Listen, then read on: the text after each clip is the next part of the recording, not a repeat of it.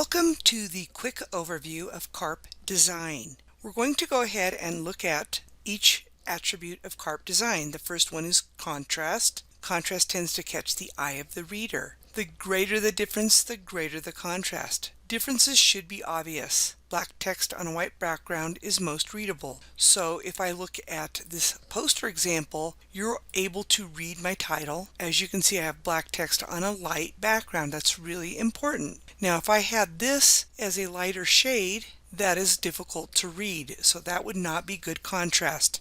If you look at the slide example, you can't even read my title. So you want to pick a light color or change this image to be more transparent. But I'm going to go ahead and make the text white so that it pops out. This would be good contrast. The next element of CARP Design is alignment, organization and creation of visible lines, position elements left, right, or center. It's more pleasant and less confusing to look at a product with good alignment. So if you look at this, you will see that my images and my content boxes are aligned really nicely. If you look at this example, I have good alignment here. The image is centered. But if I go to another slide, this would be considered poor alignment. The next element in CARP Design is repetition. Repetition shows a common theme. You will repeat visual elements such as font type, font size, shapes, background colors, etc. It tends to keep the interest of the audience.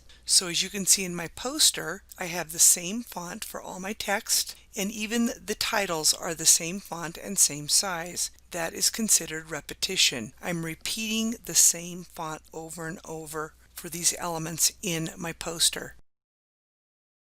Here's one slide. If I want to stick with the Choky font at size 17, I would need to do that consistently. So this one has Choky, that's good, size 17. Notice the images are also in the same location on those slides. Now look what happens when I go to slide 4. The image has moved and the font has changed. It's no longer the same and the font lacks contrast. The last element is proximity. This is where you group items that belong together. Items that belong together should be grouped to reduce confusion. So as you can see on my poster, notice that the penguin, the orca, the tiger, and the polar bear are all grouped together, and there's some distance between each group. That's really important. So I'm going to go ahead and show why this is a horrible slide. These first two are really good. I have good contrast, I have good alignment, and the text boxes are close to the image. That would be proximity. And the next slide, notice the image and the text are all in the same location. I go here, the image and the text box have changed,